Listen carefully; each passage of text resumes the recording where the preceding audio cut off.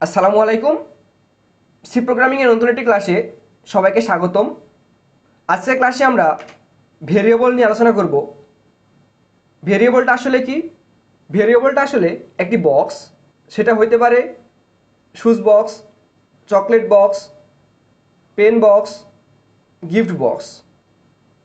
এই প্রত্যেকটা বক্সই আলাদা, প্রত্যেকটা বক্সের সাইজ আলাদা এবং প্রত্যেকটা বক্সের ভিতরে যে ভ্যালুটা থাকবে, যে বস্তুটা থাকবে সেটাও আলাদা। তো ভেরিয়েবলটা কি? ভেরিয়েবল বলতে আমরা প্রথমে ধরে নিব সেটা একটা বক্স, আর এই বক্সের ভিতরে যে বস্তুটা থাকে বা যে এলিমেন্টটা থাকে সেটা ভ্যালু। সেই ভ্যালুটা আবার কোন ভ্যালু হতে পারে? সেটা বিভিন্ন টাইপের ভ্যালু হতে পারে। চকলেট একটা টাইপের ভ্যালু, শুজ একটা আলাদা টাইপের ভ্যালু, পেন আলাদা টাইপের ভ্যালু, সেটা প্রত্যেকটা আলাদা টাইপের ভ্যালু হতে পারে। তাহলে ভেরিয়েবল একটি বক্স যেটা নির্দিষ্ট টাইপের, নির্দিষ্ট সাইজের ভ্যালু ধারণ করতে পারে। এখন আমাদের কম্পিউটার জগতে তো শুজ নিয়ে কাজ হয় না, আমাদের তো চকলেট নিয়ে কাজ হয় না, বা আমাদের কলম নিয়ে কাজ হয় না। তাহলে আমাদের কম্পিউটারের ভাষায় বা আমাদের কম্পিউটার প্রোগ্রামিং ভাষায় ভেরিয়েবলটা আসলে কি? What is variable? The name of memory location is called variable. Memory লোকেশনটাই ভেরিয়েবল নামে পরিচিত। আগে আমরা প্রিন্টএফ ফাংশনের মাঝখানে আমরা হ্যালো ওয়ার্ল্ড লিখেছিলাম, সেটা আমাদের প্রিন্ট করেছিল হ্যালো ওয়ার্ল্ড। কিন্তু আমরা যদি দুইটা সংখ্যা বা তিনটা সংখ্যা যোগফল বের করতে চাই, সেটা আমরা কিভাবে করব? সেটা করার জন্য আমাদের প্রথমেই কম্পিউটার মেমোরিকে বা কম্পাইলারকে আমাদের বোঝাতে হবে যে আমরা তিনটা সংখ্যা নিয়েছি, তিনটা নির্দিষ্ট টাইপের সংখ্যা নিয়েছি বা ভ্যালু নিয়েছি। সেটা কি হতে পারে? আমরা এখানে 40, 50, 60 তিনটা সংখ্যা নিয়েছি। এটা আমাদের কম্পিউটার মেমোরিতে কিভাবে জমা হবে? আমরা যখন প্রোগ্রামে লিখব ইন্টিজার এ বি সি, তখন আমাদের কম্পিউটার বুঝে যাবে বা আমাদের কম্পিউটার মেমোরি তখন বুঝবে যেখানে এ নামের একটা ভেরিয়েবল আছে যার মান 40, বি নামের আরেকটি ভেরিয়েবল আছে যার ভ্যালু 50 এবং সি নামের আরেকটি ভেরিয়েবল আছে যার মান বা যার ভ্যালু 60। এই 40, 50, 60 এটা কোন টাইপের ভ্যালু বা কোন টাইপের ডেটা?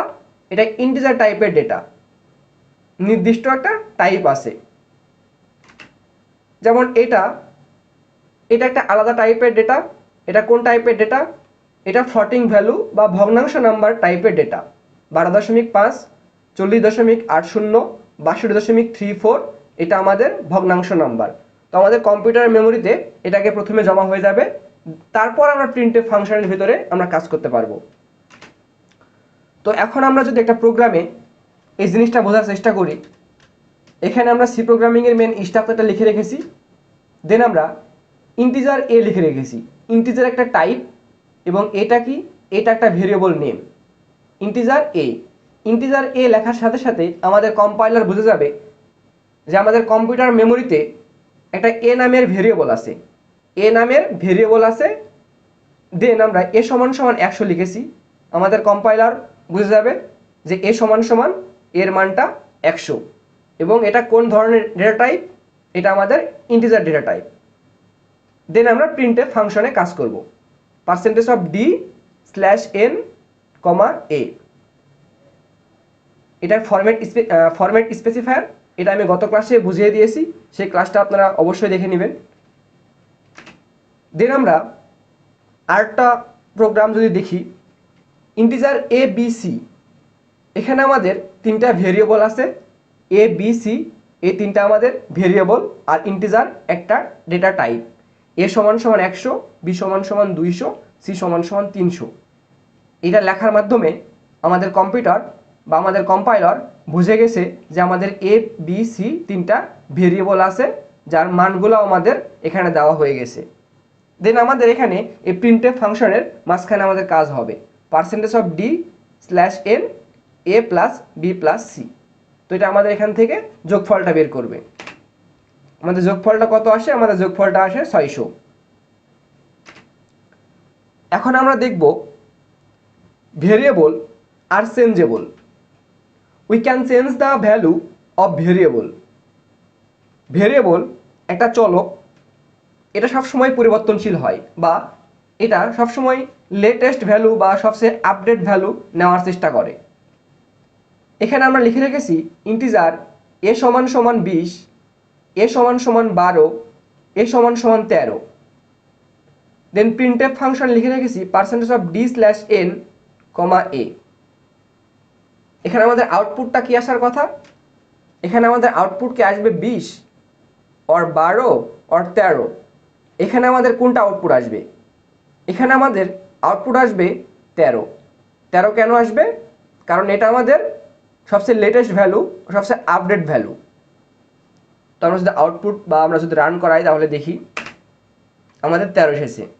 ওকে, সেই কারণে আমি এখানে লিখে রেখেছি we can change the value of variable. এখন আমরা দেখব আরেকটা উদাহরণ। ইন্টিজার এ সমান সমান 25, দেন এ সমান সমান 12। এখানে আমাদের কোন ভ্যালুটা নিবে? এখানে আমাদের অবশ্যই এ ভ্যালু নিবে, এ সমান সমান 12 এটা নিবে, কারণ এটা আমাদের লেটেস্ট ভ্যালু বা এটা আমাদের আপডেট ভ্যালু। প্রিন্টএফ এ সমান সমান percentage of D slash N comma A. এই পার্সেন্টেজ অফ ডি একটা প্লেস হোল্ডার, এটা রিপ্লেস করবে কোন নাম্বারটা রিপ্লেস করবে, এই কমার পরে যেটা থাকবে সেটা এখানে যে রিপ্লেস করে। আর এ সমান সমান আমরা কোন ভ্যালুটা নিব বা এ সমান সমান আমাদের কোন ভ্যালুটা আসবে? এ সমান সমান কি 25 নেবে আর এ সমান সমান কি 12 নেবে? অবশ্যই আমাদের এ সমান সমান 12 নেবে। কেন 12 নেবে? কারণ এটা আপডেট ভ্যালু, এটা আমাদের পরে আসে সেই কারণে। দেন এ প্রিন্টএফ ফাংশনের আমাদের কাজটা শেষ হয়ে গেল। দেন আমরা আবার এ সমান সমান এ প্লাস 2 নিয়েছি, এ প্লাস 2 নিয়েছি। এটা কি? এটা একটা ভেরিয়েবল, এটা একটা এখানে ভেরিয়েবল হয়ে গেছে, ভেরিয়েবল নেম দিয়েছি। আর এটা কি? এটা আমরা এই প্রিন্টএফ ফাংশনের মাঝখান থেকে বা প্রিন্টএফ ফাংশনের যে আউটপুটটা পেয়েছি এ সমান সমান কত, তার সাথে যেটা পাবো ওটার সাথে আমাদের 2 যোগ করতে হবে। তাহলে এখান থেকে আমরা কত পাইলাম? এখান থেকে আমরা পাইলাম 12। এই 12টা এখানে আসবে, এ সমান সমান 12, 12 প্লাস 2 সমান সমান কত হয়? 14। তাহলে এ সমান সমান কত হবে? এ সমান সমান 14 হওয়ার কথা। দেন প্রিন্টএফ সমান সমান এ সমান সমান percentage of D slash N আর এ। এখান থেকে আমাদের কি আউটপুট আসবে? এখান থেকে আমাদের আউটপুট আসবে এই তো এ সমান সমান 12। প্রথম এক্সাম্পলে আমাদের বা প্রথম প্রিন্টএফ ফাংশনের এ সমান সমান 12 আসবে, দেন পরবর্তীতে আসবে এ সমান সমান 14। দেন আমরা একটা ক্যারেক্টার নিয়ে কাজ করব। এখানে আমরা লিখে রেখেছি 4, এটা কিওয়ার্ড বা এটা ক্যারেক্টার ডেটা টাইপের কিওয়ার্ড। CHAR, এটাকে আমরা ক্যারেক্টার বা 4 বলতে পারি। 4A, 4A, এটা কি? এটা কিন্তু এখানে ক্যারেক্টার না, এটা একটা ভেরিয়েবল।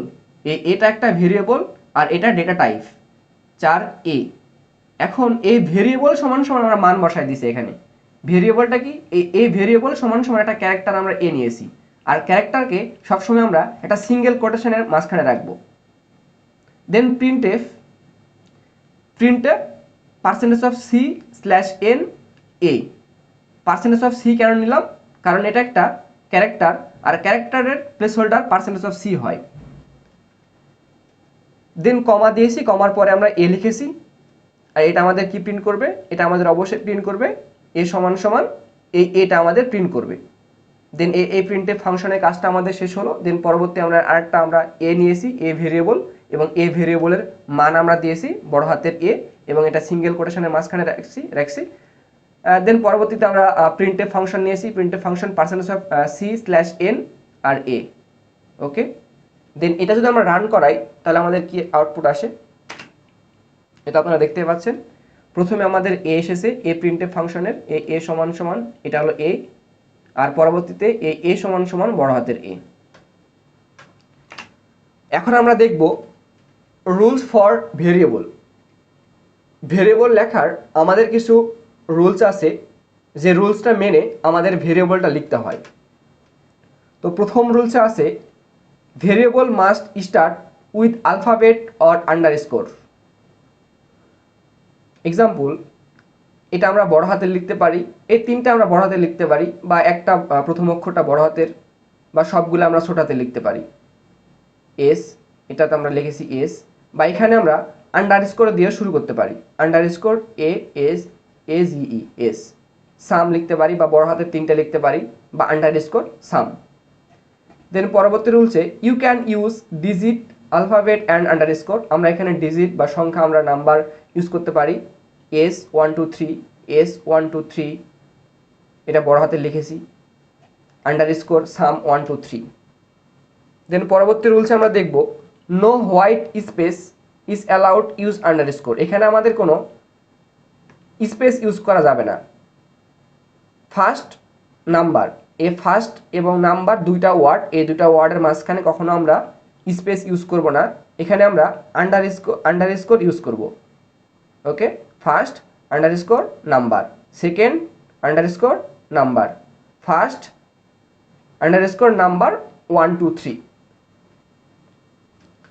তো এই গেল আপনাদের রুলস ফর ভেরিয়েবল। এইভাবে আমাদের ভেরিয়েবলটা লিখতে হয়।